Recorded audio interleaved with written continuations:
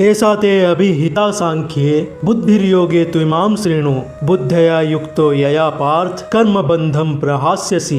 श्री भगवान ने कहा, यहाँ मैंने वैश्लेषिक अध्ययन सांख्य द्वारा इस ज्ञान का वर्णन किया है। अब निष्काम भाव से कर्म करना बता रहा हूँ, उसे सुनो। हे पृथापुत्र, तुम यदि ऐसे ज्ञान से कर्म करोगे तो तुम कर्मों के बंधन से अपने आप को मुक्त कर सकते हो।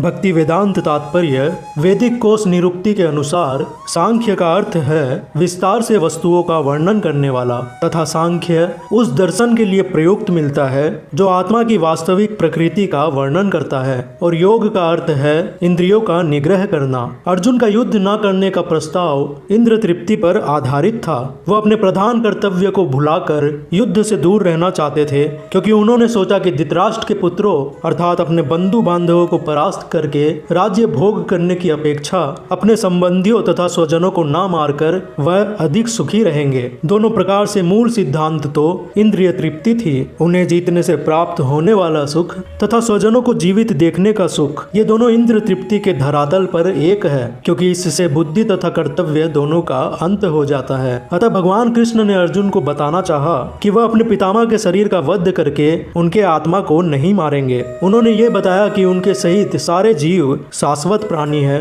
वे भूतकाल में प्राणी थे, वर्तमान में भी प्राणी रूप में हैं और भविष्य में भी प्राणी बने रहेंगे, क्योंकि हम सब शाश्वत आत्मा हैं। हम विभिन्न प्रकार से केवल अपना शारीरिक परिधान वस्त्र बदलते रहते हैं, और इस भौतिक वस्त्र के बंधन से मुक्ति के बाद भी हमारी पृथक सत्ता बनी रहती है, अर्थात हमारा अस्तित्व बना रहता है। भगवान कृष्ण द्वारा आत्मा तथा शरीर का अत्यंत विशद वैश्लेषिक अध्ययन प्रस्तुत किया गया है, और निरुक्ति कोश की शब्दावली में इस विशद अध्ययन को यहाँ सांख्य कहा गया है। इस सांख्य का नास्तिक कपिल के सांख्य दर्शन से कोई सरोकार नहीं है। इस नास्तिक कपिल के सांख्य दर्शन से बहुत पहले भगवान कृष्ण के अवतार भगवान कपिल ने अपनी माता देवहूति के समक्ष श्रीमद् भागवत में वास्तविक सांख्य दर्शन का प्रवचन किया था। उन्होंने स्पष्ट बताया है कि पुरुष या परमेश्वर क्रियाशील है और वे प्रकृति पर दृष्टिपात करके सृष्टि की उत्पत्ति करते हैं। इसको वेदों ने तथा गीता ने स्वीकार किया है। वेदों में वर्णन मिलता है कि भगवान ने प्रकृति पर दृष्टिपात किया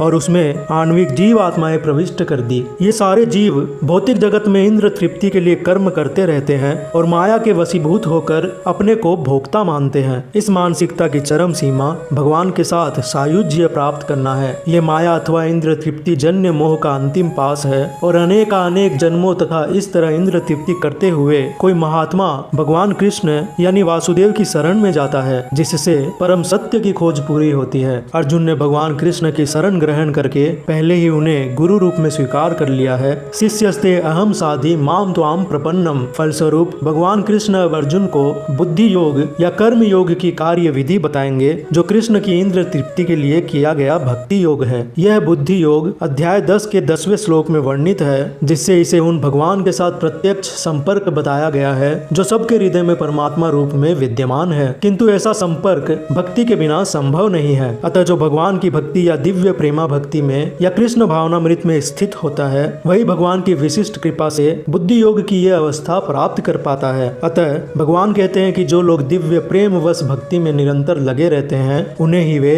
भक्ति का विशुद्ध ज्ञान प्रदान करते हैं। इस प्रकार भक्त सरलता से उनके चिदानंदमय धाम में पहुंच सकते हैं।